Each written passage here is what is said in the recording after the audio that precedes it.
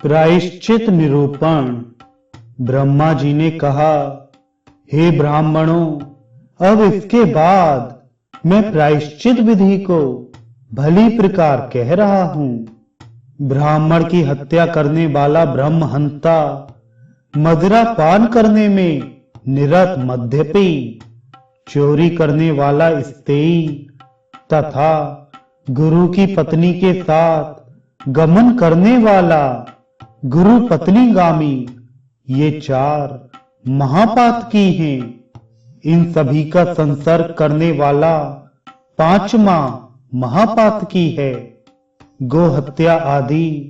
जो अन्य पाप होते हैं वे उपपातक हैं, ऐसा देवताओं का कहना है। जिसने ब्रह्म हत्या की है उसे वन में स्वयं पर्णकुटी बनाकर उसी में उपवास करते हुए 12 वर्षों तक रहना चाहिए, अथवा पर्वत के उस ऊंचे भाग से गिरकर अपने प्राणों का परित्याग करना चाहिए जिस भाग से गिरने पर कहीं बीच में रुकने की संभावना ना हो और मरण निश्चित हो। इसके अतिरिक्त जलती हुई अग्नि में प्रवेश कर प्राण परित्याग, अगाध जल में प्रवेश कर प्राण परित्याग, ब्राह्मण या गौ की रक्षा के लिए प्राण परित्याग भी ब्रह्म हत्या दोष के निवारक होते हैं। इतना अवश्य ध्यान में रखना है कि ब्रह्म हत्या के दोष निवारण के लिए प्राण परित्याग के जो साधन बताए गए हैं उनको करने के पहले यथाशक्ति विद्वान ब्राह्मण को अन्नदान करना अनिवार्य है। अश्वमेध यज्ञ के अंत में होने वाले अव्रत स्नान से ब्रह्म हत्या के पाप से मुक्ति हो जाती है। वेदविद ब्राह्मण को सर्वस्व दान करने से ब्रह्म हत्या जनित पाप का नाश हो जाता है। सरस्वती जी, गंगा तथा यमुना इन नदियों के पवित्र संगम पर 3 रात्रियों तक उपवास रख करके प्रतिदिन तीनों कालों में स्नान करके भी द्विज ब्रह्म हत्या के पाप से मुक्त हो जाता है। सेतुबंध रामेश्वरम, कपाल मोचन तीर्थ या वाराणसी के पवित्र तीर्थ में स्नान करके ब्रह्म हत्या के पाप से मुक्ति हो जाती है। मध्यपि द्विज अग्निवर्ण के सदृश अंतःकरण को जला देने वाली खौलती हुई मदिरा अथवा दूध, घृत या गोमूत्र का पान करके तत्जनित पाप से मुक्ति प्राप्त कर लेता है। स्वर्ण की चोरी करने वाला राजाओं के द्वारा दंड रूप में मूसल प्रहार से पाप मुक्त हो जाता है, अथवा जीर्ण शीर्ण वस्त्र धारण करके वन में ब्रह्म हत्या नाशक प्रायश्चित व्रत को करने से पाप मुक्त हो जाता है। काम से मोहित ब्राह्मण यदि अपने गुरु की पत्नी के पास जाता है तो उसे इस गुरु पत्नी गमन रूप पाप से मुक्त होने के लिए जलती हुई, तपती हुई लौह निर्मित स्त्री का सर्वांग आलिंगन करना चाहिए, अथवा ब्रह्म हत्या के पाप से मुक्ति के लिए जो व्रत विहित है उस व्रत का अनुष्ठान करना चाहिए। 4 या 5 चांद्रायण व्रत करने से भी गुरु पत्नी गमन जनित पाप से मुक्ति हो सकती है।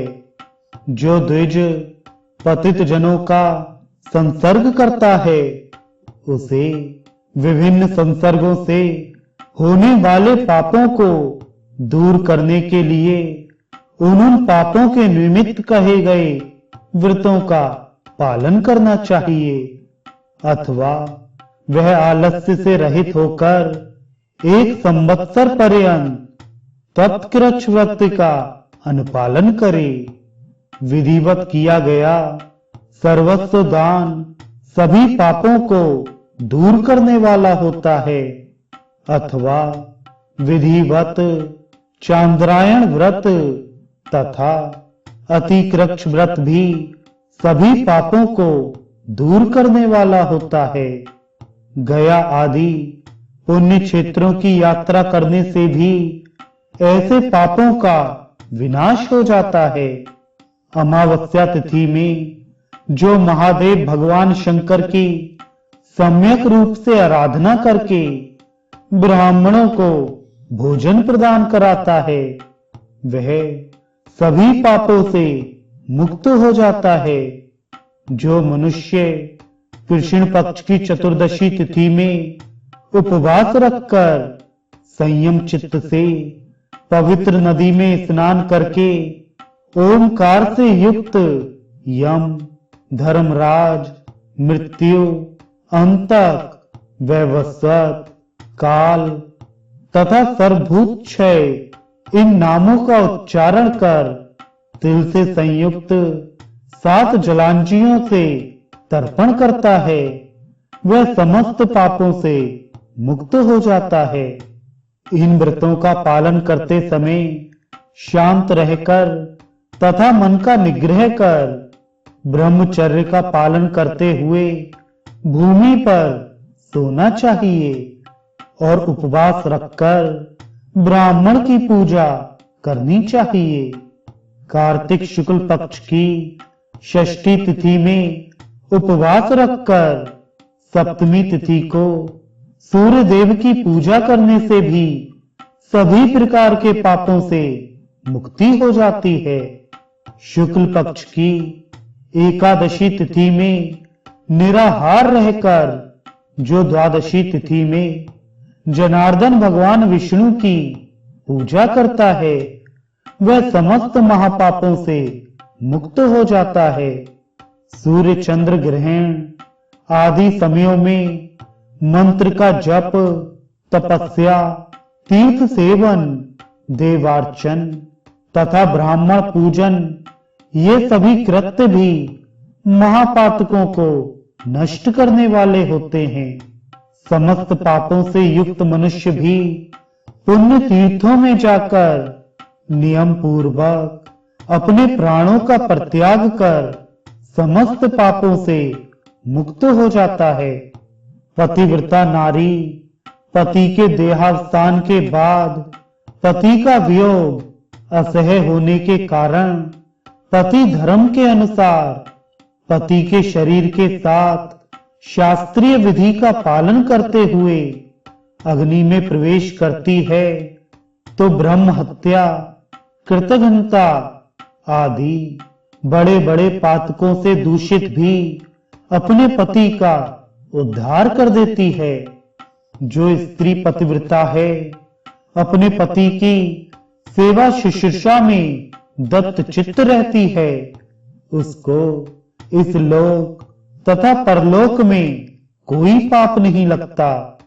वह वैसे ही निर्दोष रहती है जैसे दशरथ पुत्र श्री राम की पत्नी जग विख्यात भगवती सीता देवी लंका में रहकर भी निर्दोष रही तथा अपने पतिव्रत के प्रभाव से उन्होंने राक्षस राज रावण पर विजय प्राप्त की।